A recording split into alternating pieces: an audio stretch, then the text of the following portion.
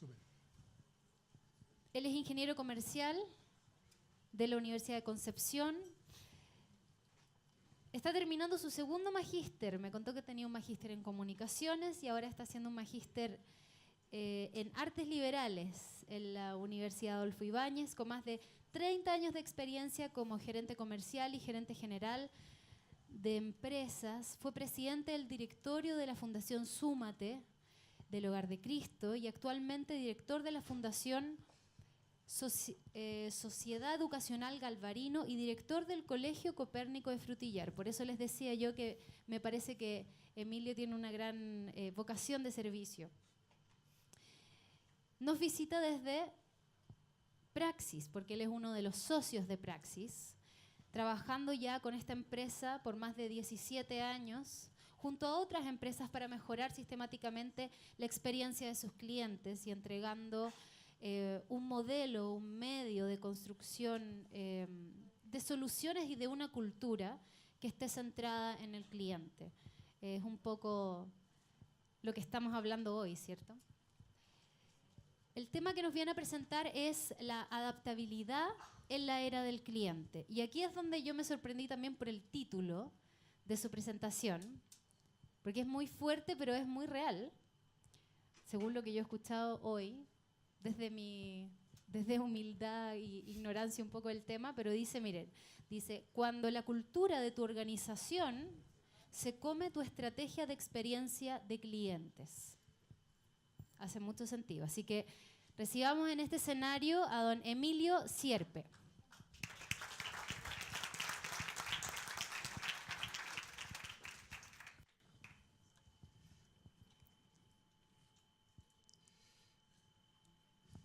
Bueno, ¿cómo están? Muchas gracias primero a la universidad por invitarme y en particular al CES, a Rodrigo que no está, se tuvo que ir, pero a todo el resto de la gente del CES, encantado de estar aquí. Esto que les voy a presentar es el resultado de algunas experiencias que hemos tenido en los últimos años en relación al tema de experiencia cliente y transformación de organizaciones, digamos, asociadas a eso. Es una mirada retrospectiva respecto de procesos que están algunos en curso, otros están terminados, y en base a conversaciones con los gerentes que han estado en esos procesos, llegamos a determinar esta información, intentamos ordenarla un poco y espero que, digamos, les queden cosas que sirvan para la gente que está iniciando estos procesos o que va, en fondo, a continuar cosas que ya partieron. Bueno, primera cosa, ¿ya? Les voy a hablar primero de 5 cositas, temas así, tips que tienen que ver con, que dan una cierta estructura al resto de la presentación, y después voy a pasar a una cosa un poquito menos abstracta que tiene que ver con una cosa como 10 principios de la implementación o algo así, ¿ya? Lo primero es esto, lo primero es reconocer que, o sea, la claridad necesaria que se tiene que tener antes de enfrentar un proyecto de transformación de cuál es la brecha que quiere cerrar, ¿ya? Típicamente es un estado de cosas un poco gaseoso. Los límites del problema no están bien definidos, las orillas del problema no están bien definidas, y es muy importante invertir un poco de energía en eso, es decir, cuál es la brecha que nos gusta, cuál es el dolor organizacional que tenemos en relación a esto, ¿ya? Y ojalá ponerle, como les digo, un límite bien nítido, ¿ya? Lo segundo es el tema del propósito, es como para qué queremos cambiar, ¿ya? Porque uno tiene brechas todo el tiempo, la vida es resolver brechas, digamos, ¿ya? Entonces, ¿por qué en este momento queremos enfrentar este proyecto? ¿Ya? Este proyecto que ya está más o menos claro para ustedes que no es fácil, algunos de ustedes lo han recorrido ese camino, pero para los que no lo hayan recorrido todavía, me imagino que intuyen que es un camino complejo, ¿ya? Entonces, bueno, ¿para qué? ¿Hacia dónde va la organización y cómo esto que queremos hacer se vincula con aquello? ¿Ok? Entonces, esto es lo primero, ¿ya? Empezar a entender esta brecha y empezar de alguna manera a mirar este punto, esta situación deseada B, que es hacia dónde queremos movernos en el tiempo. Segundo tema es, ¿desde dónde vamos a hacer esto? ¿Cuál es el punto de vista que vamos a tener para enfrentar un proyecto de esta naturaleza? Les voy a mostrar un video y después de eso les...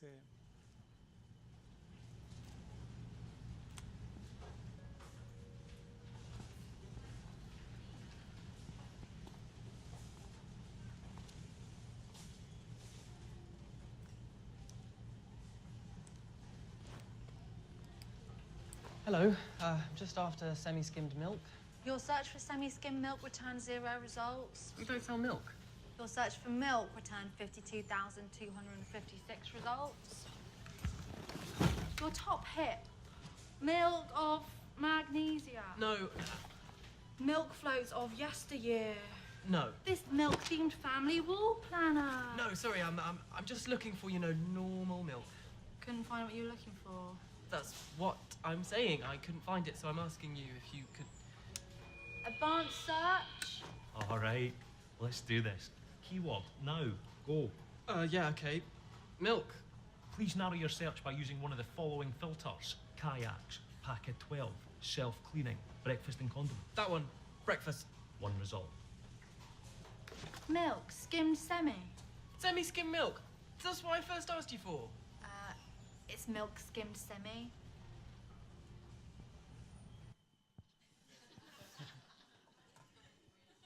Bueno, el tema del punto de vista del cual uno enfrenta estos proyectos es mirando en el fondo la organización desde afuera, ¿okay? Haciendo lo que en el fondo uno dice visión como outside in, mirando todo el tiempo lo que ocurre desde afuera hacia adentro y no al revés, ¿ya? Es una cosa re fácil de decir esta, pero en medio del proyecto es difícil mantener esa visión. Es difícil pararse sistemáticamente en el lado del cliente, porque uno no es cliente en esa, físicamente y materialmente no eres cliente, eres algo, eres un gerente, eres algo así, entonces te cuesta desdoblarte un poco, pero es muy importante y clave en todo el proyecto. Tercera cuestión, algo de lo que escuché a Rodrigo, ¿ya? Muy vinculado con eso, la importancia de tener una especie como de framework, una especie como de marco de estructura o un mapa del cambio del proceso. Algo que contenga lo que estás haciendo, ¿ya? Como él bien dijo, típicamente en las organizaciones no hay papeles en blanco, son cosas, hay decenas de proyectos simultáneos, unos de más o menos importancia, de naturaleza muy distinto, hay gente que está demandada en muchos sentidos, por tanto es importante que este proyecto digamos, se deposite en una cierta estructura, un cierto modelo. Nosotros en Praxis, igual que lo que comentaba Rodrigo, ¿cierto? La universidad ha ido trabajando un proyecto, o sea, un modelo, ¿ya? De focalización en el cliente. Nosotros también hemos hecho una cosa parecida, nuestro modelo se llama CXMA y tiene muy rápidamente ciertas dimensiones. El tema primero, la mirada estratégica, la idea es ver qué relación tiene lo que estás haciendo con la estrategia, con la línea de está, con tu modelo de negocio. El tema del alineamiento organizacional, del punto de vista de la estructura y todo eso que está, digamos, asociado al tema de organizacional. El tema del diseño probablemente de la experiencia cliente, ¿ya? En temas de, en fin, Customer Journey Map y todo ese proceso, ¿cierto? El tema de cómo incorporas la voz de los clientes en tu compañía sistemáticamente, en la unidad sistemática, ¿ya? Y la organización que hay detrás de eso. El tema de cuál es la gestión del back office asociado a esto. Y finalmente el tema del front office, ¿ok? Básicamente te paseas por temas que tienen que ver con cuestiones vinculadas a la estrategia, ¿ya? Otras cosas que tienen que ver con el mundo de los procesos y el mundo de los protocolos, en fin, el mundo de los modelos operativos, por decirlo así. Y finalmente una cuestión que tiene que ver con las personas, ¿ya? Ese es un modelo que tiene una serie de prácticas. Lo que nosotros hacemos con ese modelo es que medimos lo que se llama el nivel de Customer Centricity de la organización. O sea, cuán centrada en los clientes está esa compañía. ¿Perfecto? Bueno, esto es la tercera cosa que quería mencionarle. La importancia de tener una cierta estructura, un mapa, un esqueleto sobre el cual depositar esta iniciativa. Cuarta cosa. Esto sí ya lo dijo Rodrigo bien, ¿ya? Probablemente lo hemos repetido varias veces hoy día. El tema de que el diseño, ¿ya? De un proceso de transformación es fundamentalmente un desafío técnico, ¿ya?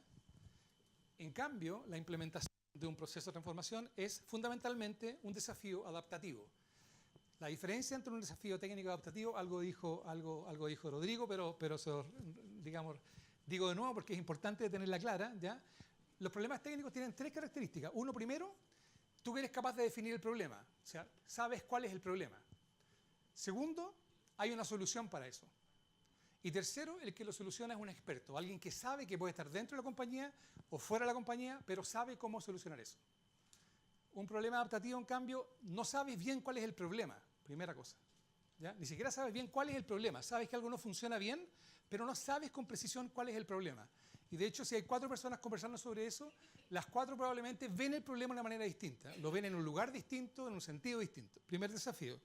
Entonces, el primer desafío es no sé ni siquiera definir el problema. Segundo, desde luego no hay ningún anaquel a donde yo vaya a buscar una solución para ese problema. No hay una solución para ese problema en particular. Segunda dificultad. Y tercero, los que resuelven el problema tienen que ser aquellos que están viviendo el problema. Ellos son los que van a tener que resolver el problema adaptativo. ¿Ok? Entonces eso hace que los problemas, digamos, adaptativos y técnicos sean de una naturaleza completamente distinta y con niveles de dificultad muy distintos. ¿Ok? Los problemas en realidad nunca son puros, nunca son o técnicos o adaptativos, en realidad son mezclas, son mix, están todos mezclados. Hay problemas que tienen una parte adaptativa y una parte técnica, y hay algunos que son muy cargados a lo técnico y otros muy cargados a lo adaptativo. ¿Ok? Probablemente el que estamos hablando hoy día es un problema, un desafío muy cargado a lo adaptativo, pero tiene también dimensiones técnicas. ¿Ya? Esta es la cuarta cosa que quería decirles. Y lo quinto, ¿ya?, tiene que ver con esta cuestión que es, no sé si la han escuchado alguna vez, pero hay digamos, una denominación que se llama proceso justo. O sea, un proceso de implementación de cualquier cosa, también de esto, es justo. O sea, tiene que ser percibido como justo para que tenga, digamos, adherencia. Uno podría cambiar la palabra justo por legítimo, desde el punto de vista de las personas. La organización, las personas que trabajan en la organización, todos, particularmente aquellos que van a estar afectados por este proceso, tienen que sentir que este proceso es justo. ¿Qué significa que un proceso sea justo? Tres cosas. Primero, tiene que involucrar a las personas que se verán afectadas. Esto no quiere decir que en el fondo las personas afectadas son las que van a decidir qué es lo que hay que hacer. Pero sí dice que tú tienes que escuchar a esas personas. Tienes que considerar su punto de vista. Ellas, en general, las personas saben y aceptan que tú las escuches y no hagas lo que ellos dicen que hay que hacer. No es ese el problema. El problema que tienen las personas es que típicamente no son consideradas ni escuchadas y sus puntos de vista nunca ingresan en los procesos de cambio. ¿Ok? Segundo componente para que un proceso sea justo. Tienen que entender profundamente las personas por qué estamos haciendo esto, por qué estamos haciendo esto, ¿ya? Y para qué lo estamos haciendo. O sea, lo que uno llamaría como el sentido del proyecto. Si la gente no comprende profundamente el sentido de eso, la capacidad que adhiera a él es muy baja. ¿Ok? Ese es el segundo requisito. Tercero, tiene que ver con explicar claramente cómo van a cambiar las condiciones materiales del trabajo de las personas afectadas. Es como decir, ¿qué significa esto para mí? ¿Cómo va a afectar esto lo que yo hago hoy día? Yo hago esto que hago hoy día lo hago de este modo. En el futuro, ¿cómo va a ser eso? ¿Ok? Entonces, si un proceso tiene esos tres requisitos, que considera la opinión de las personas, sin necesariamente hacerle caso a eso, ¿cierto? Contextualiza por qué y para qué. Yo digo no hacerle caso porque probablemente no tienen las mejores prácticas, las perspectivas, o sí, de repente la sabiduría está más bien en esos lugares, ¿ya?, y no arriba. Y eso pasa muchísimo, particularmente en estos procesos, por lo que les decían delante. Por el tema de que ellos están más cerca de los clientes, tienen naturalmente una visión de clientes mucho más fresca en su cotidianidad. Y lo último, el tema del sentido y el tema de saber con precisión, en fin, lo que sucede. ¿Ok? Voy a pasar ahora a la segunda parte que les dije, que son estos como elementos, digamos, nosotros finalmente llegamos a 10 elementos que son esto como catálogo, digamos, de factores de éxito en un proceso de implementación de experiencia. ¿Ya? Primero, pensar desde la estrategia. Fíjense, la frase dice, toda implementación debe apalancar la estrategia de la organización. Eso quiere decir que no solamente tiene que ser coherente, o estar alineada, o tener relación. No, no es eso. Es que tiene que ser parte de la estrategia. Tiene que, en el fondo, tiene que tributar a la estrategia de algún modo. Otra forma de decirlo es que el proceso de transformación se está haciendo cargo de un objetivo estratégico, que está en la planificación. Si eso no sucede, no es que no se pueda hacer nada, pero es muchísimo más difícil sostener el esfuerzo que si eso está definido así con esa claridad. ¿Ok? Porque al principio partir de estas cuestiones no cuesta nada. Si el tema es cómo yo sostengo el esfuerzo en el tiempo. Y para que ese esfuerzo lo pueda sostener en el tiempo, se requiere esto que está aquí. Se requiere una conexión, digamos, directa con la estrategia. ¿Ok? Segunda cuestión, orquestar el cambio. Dice, los líderes de la organización deben institucionalizar la transformación y ser parte del gobierno de la implementación. Esto es una idea vieja, ¿cierto?, de que las cosas funcionan cuando los número uno están comprometidos. En cualquier cosa que la empresa quiera hacer, si el número uno no está comprometido, esta cuestión lo más probable es que termine en algún lugar, digamos, parecido a donde empezó. ¿Ya? Bueno, pero aquí la palabra clave es institucionalizar. Esa es la palabra que me gustaría destacar en esta frase. ¿Ya? ¿Qué significa eso? Significa que tienes que mirar la estructura. Tienes que entender que si esto no se materializa en la estructura, si este cambio particularmente no se materializa en la estructura, bueno, entonces vas a tener un problema. Porque la estructura sostiene el cambio hacia adelante y tiene mucho que ver con la adherencia de estos proyectos. Cosas prácticas. ¿De quién depende la persona que va a administrar esta área?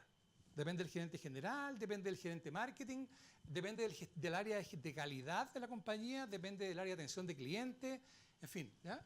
En Chile nosotros somos muy buenos para adoptar como la forma de las cosas y, no sé, en 6 meses todo el mundo se llamaba gerente de experiencia cliente. ¿Ya? Una cosa muy rápida, que está perfecto, extraordinario. ¿Ya? Pero en el fondo, en realidad, lo que cambiaron muchos de ellos fueron básicamente el nombre de las cosas. Pero desde el punto de vista estructural, el poder y la vinculación con la estrategia, no mucho. Entonces, ese es un tema importante. Otro tema que tiene que ver con eso es que nosotros favorecemos la idea de que hayan, digamos, un comité, un directorio de clientes o algo parecido, hay gente que le llama comité de clientes, ¿ya? Que en el fondo en el que lleguen todas las iniciativas que tienen que ver con el mundo de los clientes.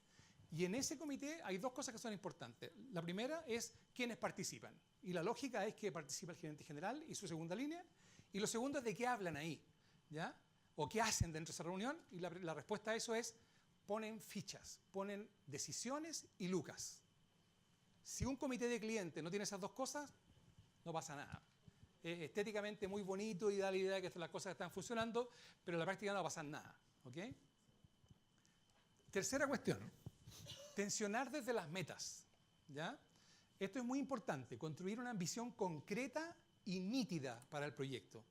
Una cosa es la brecha, ¿cierto? Yo tengo una brecha, dijimos que había que conversar mucho de la brecha, qué sé yo, y otra cosa es decir, bueno, pero ¿de qué se va a hacer cargo concretamente este proyecto? ¿Cuál es la meta concreta? Otra forma de decirlo, que es una forma un poco más elegante, es decir, ¿cómo vamos a definir el éxito en esto? ¿Ok? Y esa pregunta es crítica. ¿Qué va a ser exitoso para nosotros en este proyecto? Y eso tienes que consensuarlo y explicitarlo en todos los niveles. Nosotros hemos visto proyectos, digamos, que se ponen objetivos de distinta naturaleza y nos ha parecido, a lo mejor es un poco simplificando las cosas, pero nos parece que aquellos que tienen metas claras, por ejemplo, hay gente que dice, mira, tenemos un porcentaje de, no tengo idea, un NPS de tal o una satisfacción neta de no sé cuánto y queremos 2 años después de este proyecto llevarla tanto. Bueno, y definen con precisión eso. Eso da mucha dirección, primero, y aparte de eso permite contrastar el avance durante y también al final del proyecto, ¿cierto? No quedarse con la idea de que ya, porque definí la brecha y no tengo meta, está todo perfecto. No es así. Tú necesitas tener una meta precisa. Cuarto, dice, ¿cómo comunicar cómo va a pasar todo? Y abajo, lo que me interesa, dice, explicitar hasta el hartazgo la teoría del cambio implícita en el plan y validar que apunta a las causas raíces de la brecha. Bueno, 2 cosas están metidas ahí. Una es que el plan apunte a las causas de la brecha. No apunta a los síntomas de la brecha solamente. Es una cosa bien sutil, pero hace una diferencia radical. Una cosa es bajar la fiebre y otra cosa es entender por qué a este gallo cada cierto tiempo le dan fiebre, digamos. ¿Ya? Hace fiebre cada 2 semanas. ¿Por qué? Entonces, yo tengo, mi proyecto tiene que entender la brecha al principio y ver cuáles son las causas raíces de esa brecha y dirigirse a esas causas raíces fundamentalmente. ¿Ok? Y lo segundo es que, en el fondo, el diseño de un plan de transformación, en el fondo, es una hipótesis. Es una hipótesis, es decir, si yo hago esto, voy a lograr esto, ¿cierto? Es una hipótesis, y las hipótesis ustedes saben que se validan en la realidad, ¿cierto? Yo me tengo que saltar a la realidad y ver si la hipótesis era plausible o no, y si se validó o no se validó, ¿perfecto? Entonces lo que esto dice es que todas las hipótesis tienen, digamos, o todos los planes de transformación tienen implícitamente una teoría de cambio. Si todas estas cosas van a pasar todas estas otras cosas. Eso hay que explicitarlo, hay que contar el cuento y decir, mira, cuéntame por qué va a pasar lo que tú dices que va a pasar. Cuéntamelo, ¿cómo va a pasar? Materialmente. Ustedes han visto esa figura en las películas del oeste, hay muchas de esas cosas que es que tú tenías como una dinamita, querías hacer explotar una cuestión por allá y prendí por acá una mecha y la mecha se iba así. Y bueno, esa idea, la idea de que esa es una teoría de cambio, digamos. Yo prendo aquí el fósforo, la mecha se va para allá, se mueve todo ese camino y finalmente lo allá explota. Yo quiero que me cuentes esa teoría de cambio. Yo voy a prender la mecha hoy día, le voy a poner Luca a tu proyecto y quiero que me cuentes cuál va a ser el recorrido de la mecha. Que me lo cuentes nítidamente, porque con eso en el fondo me aseguro de cometer un montón de errores, digamos, posteriores. ¿Ya? Quinto, el tema del roadmap, en el fondo ya una cosa más concreta. Y aquí hablamos de esta cosa como Smart Roadmap, que tiene 2 componentes básicos. ¿Ya? El primero es la priorización, que es básica. O sea, cuando uno se mete en estos proyectos es como que, oye, hay N cosas que tenemos que hacer. Por ejemplo, hay gente que dice, vamos a partir levantando los viajes, y levanta, no tengo idea, 74 viajes, digamos, ¿ya? Y está perfecto. Son 74 viajes. La pregunta es cuáles viajes voy a transformar primero, ¿ya? ¿Cómo voy a hacer ese roadmap en el tiempo, ¿ya? Y eso es muy importante. Una receta que los clientes nuestros nos han dicho, en el fondo, que funciona, es una pregunta muy sencilla, que es decir, ¿qué porcentaje de los viajes o cuántos viajes explican el 80% de la satisfacción del cliente? Por ejemplo, una pregunta como esa te radicaliza las cosas hacia aquellos viajes que realmente vale la pena hacer. Ándate en esos viajes, digamos, y no te vayas a una cosa, digamos, que te vas a perder en el camino porque no sabes bien por qué lo estás haciendo siquiera. ¿Okay? Bueno, y lo segundo es el tema de las olas, porque es una cosa que hoy día está un poco más de moda, ¿ya? O sea, está un poco más de moda, está un poco más aprendido, por decirlo así, ¿ya? Pero hasta el momento el Transantiago por lo menos no estaba muy aprendido, ¿ya? Entonces esta cosa de los proyectos Big Bang que quieren cambiar toda la vida de la empresa, digamos, en 3 años, no funcionan, por decenas de razones prácticas que ustedes conocen, ¿ya? Entonces el tema de las olas, diseñar con precisión la ola 1, la ola 2, la ola 3. Nos vamos a comer esta cuestión en 4 años y la primera ola dura 1 año y medio, en fin, y qué sé yo, ¿ok? Bueno, séptimo, actuar políticamente. El tema de antes y durante la implementación deben existir mecanismos y espacios que permitan integrar la voz y sobre todo lo que está entre paréntesis, las manos de los clientes. O sea, no conformarse con preguntarle a los clientes.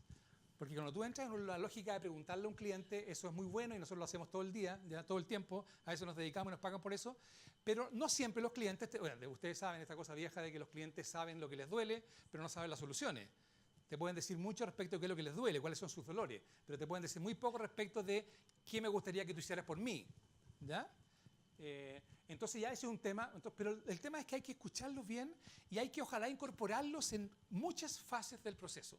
No conformarse con hacerlo al principio, al inicio, decir, yo levanté 44 insights y tengo un montón de cosas y ahora me tiro súper, yo sé exactamente lo que los clientes quieren. No, tú haces tu proyecto, haces cosas, haces renovaciones, vas y le preguntas de nuevo.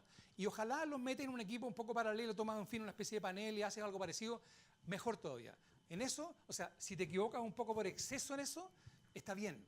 Es preferible equivocarse por exceso que por defecto en esa línea, ¿ok? Cuando los clientes empiezan a generar redundancia, quiere decir que está bien, no necesitas saber más cosas, ¿ya? Octavo, generar capacidades. Bueno, esto es una cosa bien obvia, intuitiva, ¿ya? Pero aquí hay 2 cuestiones también. Una cosa es la parte de la adherencia, que es la primera parte. El tema es que tú necesitas en el fondo generar, digamos, talentos para la adherencia, ¿ya? Y cuando tú cambias una organización o cambias el modelo de negocio, o transformas el modelo de negocio o haces un cambio muy profundo en el modelo de servicio, por decirlo así, lo que estás haciendo en el fondo es que estás cambiando procesos críticos, los estás cambiando. Y ustedes saben que los talentos humanos son contextuales, o sea, un violinista en el fondo, con 20 años de estudio en violín, no tiene competencias, digamos, propias para atender a un cajero en un banco, ¿ya? O sea, ese talento es contextual. Vale en esa dimensión, pero si tú le cambias el proceso crítico a una persona, lo que tú estás cambiando en el fondo son los talentos que requieres para administrar el nuevo negocio. Y eso es importante tenerlo claro. O sea, no es que yo cambio las cosas y me quedo con las mismas personas y no pasa nada. No, no es así. No es así, porque lo que era bueno antes para hacer ese modelo de negocio, hoy día puede que ya no lo sea, particularmente en los procesos críticos, ¿ya? Y después viene el tema de la adherencia, sobre el cual voy a decirle una cosita, quizás un comentario, ¿ya? Un comentario respecto a eso. Bueno, típicamente hay equipos de transformación, ¿cierto? Forman equipos de transformación, ¿ya? Y estos equipos, yo les diría que algunas cosas que nosotros hemos aprendido respecto a sus equipos. Primero, tiene que integrarlo gente que está dentro de la compañía.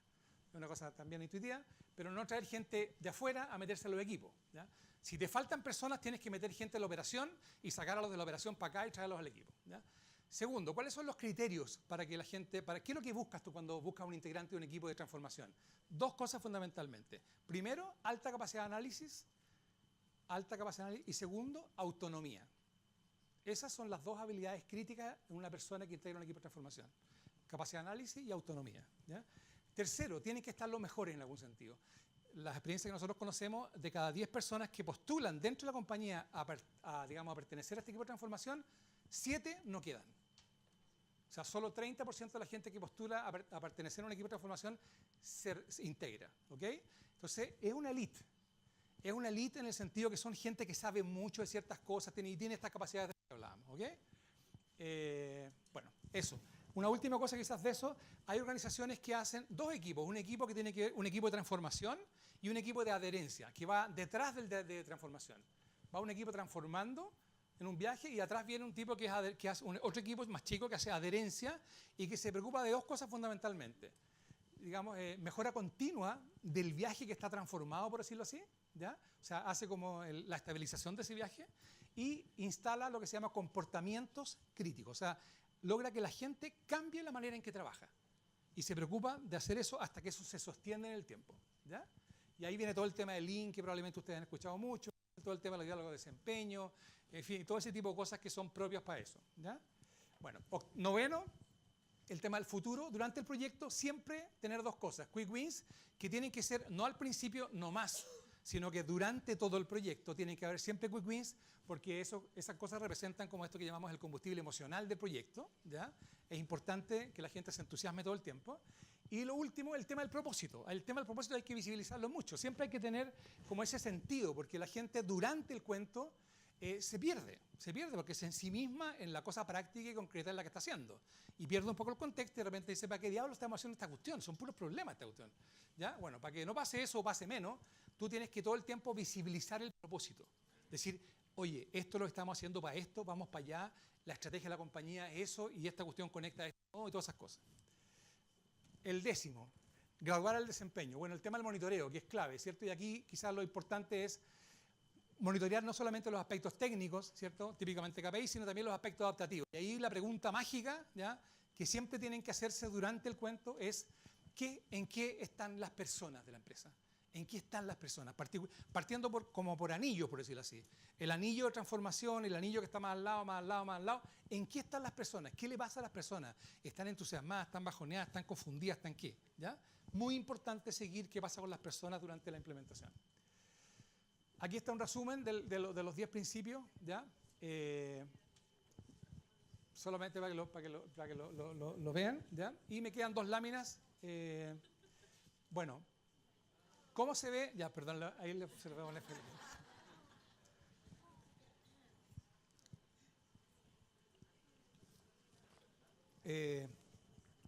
miren, ¿cómo se ve?